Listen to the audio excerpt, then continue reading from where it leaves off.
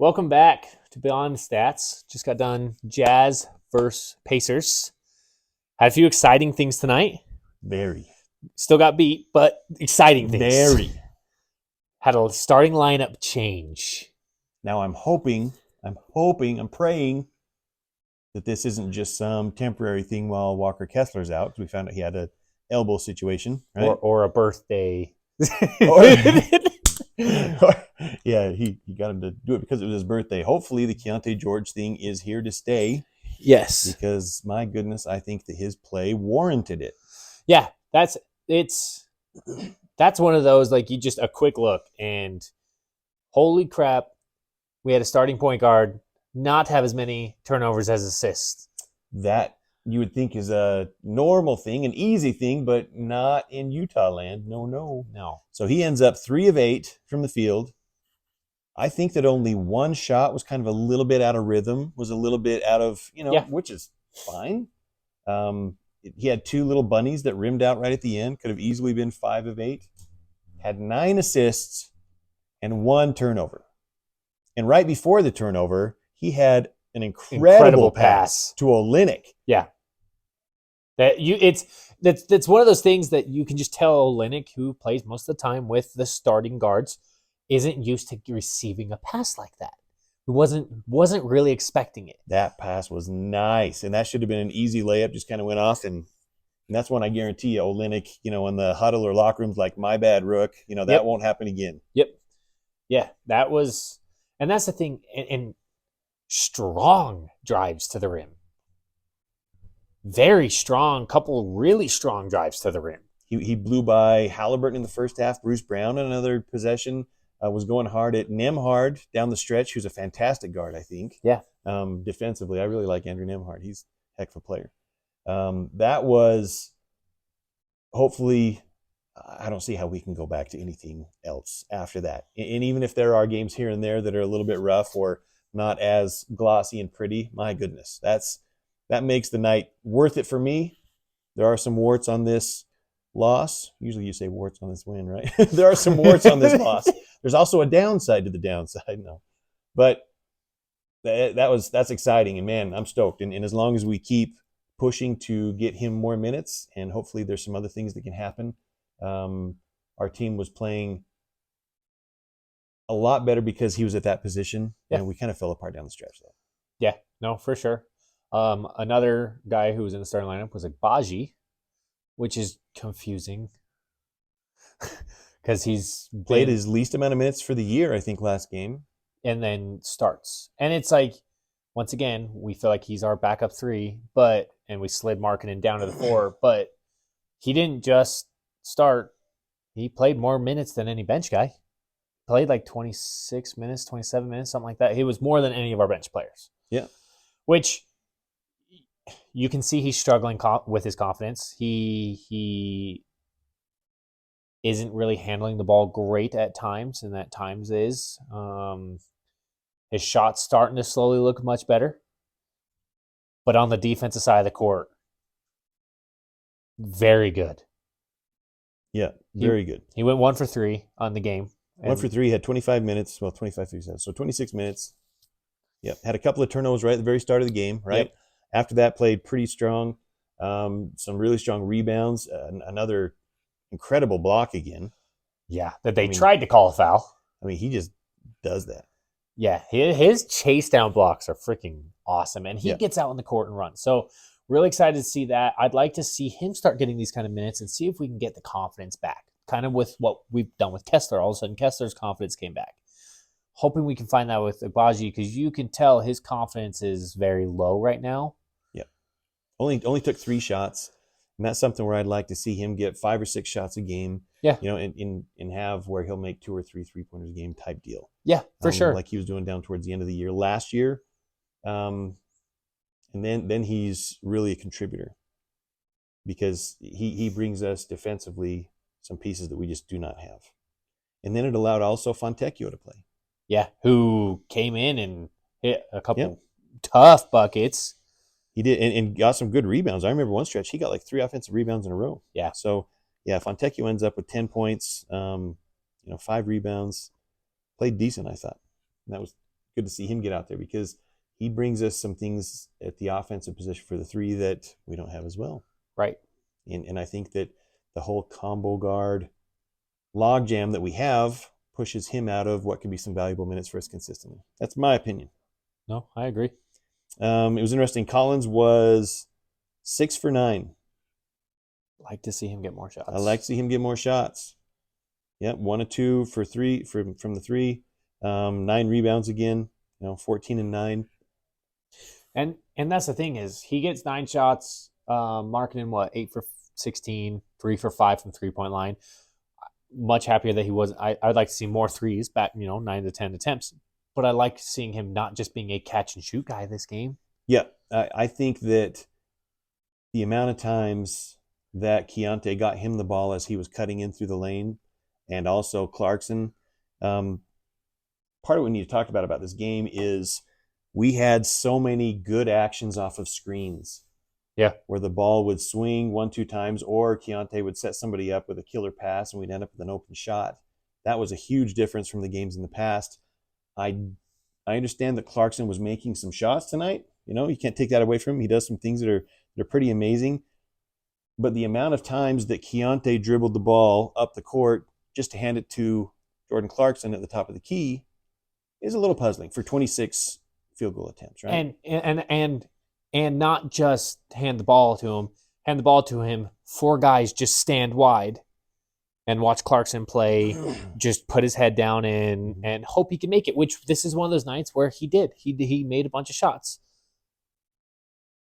But just the head down, it's the only times in the game that we just don't get any real good motion, stuff like that. I understand in basketball you will have isolation plays. Right. You will have times that you're just going to go one-on-one, and if you're feeling it, you're going to do it a couple times. There's a difference between that and that's all you do offensively. When our worst minutes had to have been when we ran in the first half and second half, Sexton, Tucker, Clarkson. So we finally put Tucker on the bench to bring in Keontae, get some ball movement, stuff like that. Immediate benefits. Just to go right back to the Clarkson-Tucker lineup with our first sub. Yep. It was puzzling. We had all 3 combo guards on the floor. I think we did 2 different stretches of that during the game. And that's there were a couple of stretches that we put pressure on the rim pretty consistently and went at them. And those stretches are nice. There's got to be, I think we have to just make sure that we recognize when to pull the plug on that. Yes. I mean, Clarkson took 26 shots, had 6 turnovers, just because the amount of times that he went in there. And it's not like those turnovers were him trying to create a shot for somebody else. Those turnovers were him log jabbed into the lane or jumping up trying to find a pass and throwing it. So really, it's like 32 field goal attempts, to be honest. Right. And that's and that will continue to be the problem as long as all 3 of those guys are on the team. Yep. It's if you have a piece like that comes off the bench and is going at a flamethrower, and if it's somebody who's on fire, you haven't finished the game, I think that fits. That there's a role like that in today's NBA. That fits. Well, and here's the difference. How much of the game did you really feel that out of Tucker? How much did you actually in this game feel of like, oh man, he's just freaking putting his head down and he's just not doing anything else? Way less of his minutes felt that way because it's spot minutes. Because it's come in for a few minutes. If it's going, keep going. If it's not, whatever. So you don't really get a heavy load of that. There's still flow to the offense. He played 19, 20 minutes tonight. There was way less this game that I was cussing him out. That I was just like, what are you doing? Like, because it was a 6-man like role. Right. Which fits. There's a room for that. There's room for that in today's NBA. So that's what we're asking for. Hopefully the Keontae George thing is here to stay, and he's the starting point guard for the next 10 years. There's no way this game happens with how well Keontae George moved the ball, facilitated. There's no way you immediately, when Kessler comes back, you may immediately go back to Tucker. I understand Agbaji is going to move out of the starting lineup when Kessler comes back and Markkanen slides back to the 3. But I would just be blown away if that happened. I would too. That would be, once again, things would be thrown. Yes. Things seem to get thrown. That's weird. We also, another kind of negative tonight is our defense. It's true. You can tell that we do not work on how we're going to switch, how we're going to communicate, the details of that enough. It scares me. It scares me as of what we're trying to build with. I understand we have some bad defense players, but with how horribly we communicate and play on the defensive side. Count how many times in a game one of our players, when they're getting screened, you know the difference between a screen that you know is coming and one that just hits you and you don't know it's there. How many times does that happen to our team? That's a sign. And if you've played ball, you understand that feeling and what's gone wrong to get you to that point. Yes, and that happens way too much with our team. Yep, those are coached things, right? Part of that is just being a good instinctual player and communicating and stuff like that. But when it's not happening, it is things that need to be coached. It's things that are clear. Like you said, we clearly don't practice it. We clearly don't work on it. Not enough, yeah. And man, we got to find a better way to handle a screen. We cannot. Miles Turner dominated the first half because all he needs to do is come up and kind of get in the way. Not even set a screen. Not even a hard just kind of get in the way. Switch. And we voluntarily switch marketing for Keontae George. So now Keontae George, Jordan Clarkson, Agbaji, Tucker, Sexton. They're just because it's being coached, because we are being, we do it every time. It is part of our defensive rotation. We are switching that. So then any center with any sort of ability on the offensive side just goes and sets up down low.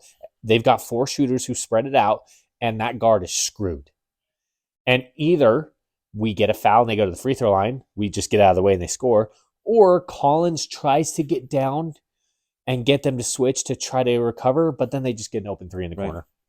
And it looked like we made an adjustment to that later on in the second half, where we started kind of running through the screens a little bit more. And Indiana was the first team that really hit us hard on that from the start of the game. There's some games that have done it, some teams that have done that in some of the other games before, but not as heavy. And we were not prepared. That's kind of the elephant in the room, is our defense and our switching and the turnovers. Once again, huge numbers on turnovers. And the thing is it's not just the turnovers, it's this discrepancy of our turnovers to their turnovers. Part of that is because we're not being aggressive defensively. Like you mentioned it like 2 games ago, that we are not jumping lanes and stuff like we did at the start of last year. I understand there's risks with it, and you need to kind of tether when you do it. But there's a difference on your defense when a guy's coming to set a screen and you kind of jump in front of that screen. If your big man's hedging it or dropped a tiny bit, you can kind of be more aggressive, jump into the screen, jump in front of him. That will cause turnovers. That causes a stop in the flow instead of just an easy switch and go. We are bottom of the pack on steals and top 5 or 10 in turnovers. For sure. And when we get steals, it's out on the wing or down low, and we get the ball and slowly dribble it up. Yep. When we give up steals, it's fast break layup. So the amount of points off of our steals is abnormally large. Our points off turnovers differential is horrendous. It's really bad. And part of it is an aggression thing. When you're being told to just always switch that, you can't be as aggressive because you just have to be ready to drop back and not get beat on a slash or anything like that. And so at this point, our margin for error is very small. Yes. Because of those things. And we have to come out and shoot lights out and do incredible things to make up for those things in our game. Well, to have a chance to win. For example, this is a game we were just barely ahead, and Clarkson was shooting out of his mind. At points in the game, and then we end up kind of falling apart because we stopped hitting shots. I would like to see us get back to last year where we were jumping past the lane and stuff like that. I'm okay with giving up an occasional dunk or layup because we missed on the bet, as long as you're not getting killed on it. But it's not like our half-court defense is great anyways. True. What are you going to lose? True. Right? What are you going to lose? So I want to see more fight and aggression defensively. It's something that I think Agbaji's done good at for the most part this season, but he did really well in Summer League too. is he will get up and attack that. You can tell when we're in that switch mode and we're just getting run off screens, he then backs off a little bit because he has to be ready for that switch. And so same thing with Chris Dunn. Chris Dunn was getting steals left and right in the preseason, things like that, even when playing against starters, because he was allowed to be very aggressive and attack the ball. If he has to be ready to switch every single time, he can't do that. Let our good defensive players be aggressive. Collins looks much worse defensively this season than he has with the Hawks in seasons because he's just constantly getting switched into bad positions. I mean, there was a comment just kind of in the feed, like on Twitter, that someone talked about that. How many times did Olynyk have to get switched on to Tyrese Halliburton in this game? Halliburton will freaking eat us to shreds if we do that. And we do have a versatile team, but no team is ever that versatile. I mean, there are matchups out there to be taken advantage of. So if you've got to switch it up, you've got to get aggressive. You got to sometimes just basically when they're trying to screen like that, especially if it's soft, just attack the ball handler and make them have to change things up, right? And I'm okay with it when it's our wings just switching, right? Because then they're trying to do backdoor screens and stuff like that, and it's just a flow, and you can't get open defensively and things like that. It's when we bring our bigs up and do those switches. Let as long as Markkanen's guarding their three, let Markkanen and then whoever the two guards are on the court, let those guys kind of just free flow switch to not let that happen. There's a difference between those switches and a big man coming and setting a true screen and roll and getting a switch there. Yeah, screen and pin down is what seems to be killing us. One more thing with Keyonte George, back to this, is we've talked about how I made the argument early in the season that Keyonte George was on a Jordan Clarkson-esque, that you could make the argument that he was on that kind of trajectory to be that kind of a player. Because of his scoring moxie and his ability to put the ball in the hoop and, kind of throwing caution to the wind, which is viewed in many ways positively. I never would have guessed at this point that he would have a 9 assist and 1 turnover game. But not only that, if you kind of pull yourself away and look at him overall looking to be the steward of the team out on the court and basically looking to set everything up. And he's not, like we said, he's not really forcing shots. He really hasn't tried to put the pedal down on offense yet. He's trying to be whoever's counseling him and whoever's going over this stuff. It can't just be it's got to be more intentional and not just look what we found. Whoever's counseling that in his camp, in the way that he's executing it, is incredible, because he is not forcing shots. He's looking to set everybody else up. He's looking to be the steward of the team out there. It's blowing me away what he's doing so far. And that's why I think tonight's such a huge positive. You know who I'd be curious, because obviously we have certain coaches, assistant coaches that spend more time with certain players. We did Alex Jensen with Gobert a lot and stuff like that. I'd be curious to see which coach is kind of spending more time with him. And I feel like I could put a pin on it that it's possibly Jason Terry. He's a guy who moved into a much more higher role this year in our coaching staff. Keyonte George is seen as somebody as the future point guard of this team. That feels like a good fit. And I'd be curious if that's right. It makes sense, because Jason Terry, as his career went along, he evolved into more of a manager of the court situation. Early on, he was known as lightning fast, scoring, going to the hole type of player. And he really calmed it down and played much more like that as his career went on. So that's a good point. It could be. Also, players have in their circles, certain kinds of, managers and agents and people counseling them and that kind of stuff. But it very well could be. But I'm blown away by, you would call it maturity. I'm blown away by just the intentional approach on the court that he's having out there. It's not an accident, but you can't just say to somebody, go do this. I mean, Hardy's been harping on Sexton, and I'm sure Horton Tucker and them for a couple of years now to be that kind of a manager, and they can't. Well, but he is. And that's the thing, is what's really exciting to watch when he does that, kind of what you talk about, is looking for the other play. he does really good at, we'll kind of run a motion, get a guy posted up, or they're trying to get in position. He will sit, he will wait for that to happen. Clarkson and Tucker and Sexton will give up on that and just kind of go and attack the rim because it doesn't immediately happen. George is very patient, which is it's hard to be patient in those situations. George is very patient, waiting for Markkanen, waiting for Collins, waiting for that play to fully develop, and that is what will separate him from a guy like Clarkson and Tucker, who can't quite seem to get over the hump of really being a facilitator.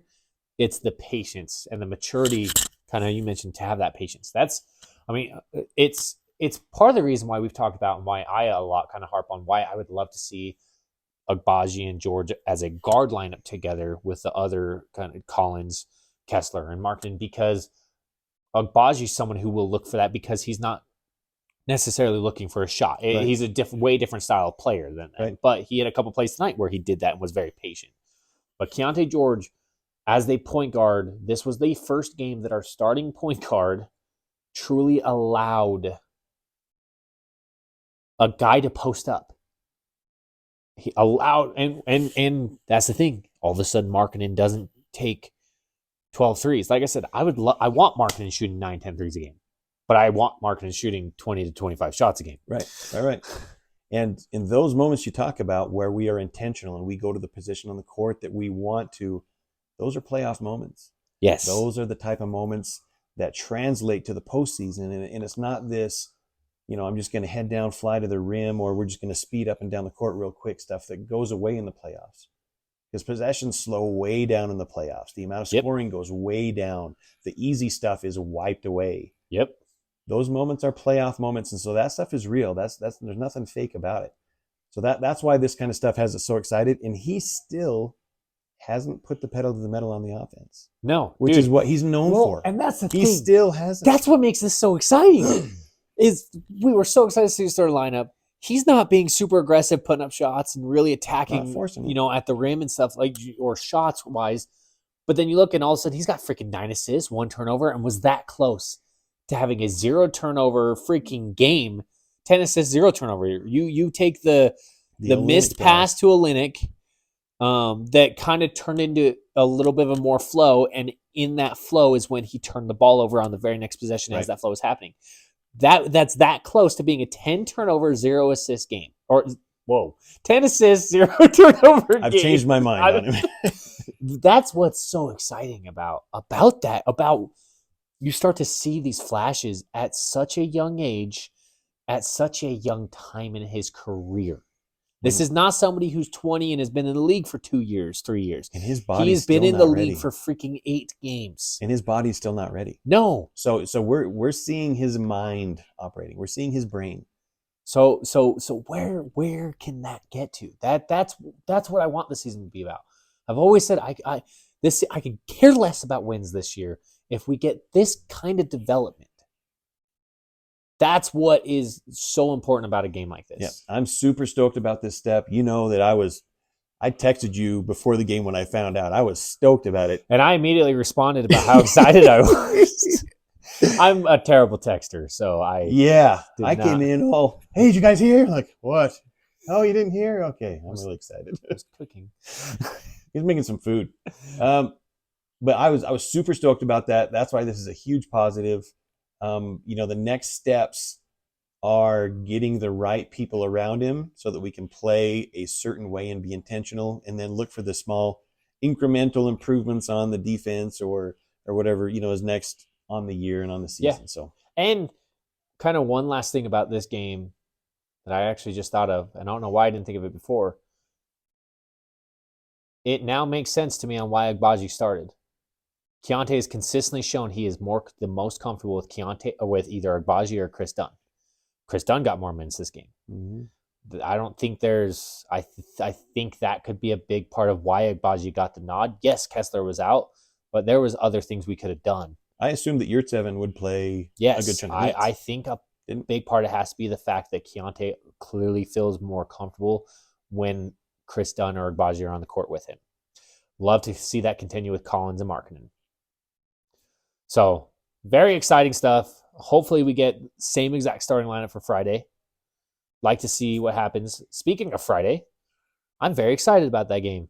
First in-season tournament for us game, and I think it's fun. I've talked to you several times. I love the idea of the custom courts and the jerseys and things like that because an 82 game season gets boring. An 82 game season gets kind of stagnant, and then a team that doesn't make the playoffs, you don't really get any of that hype.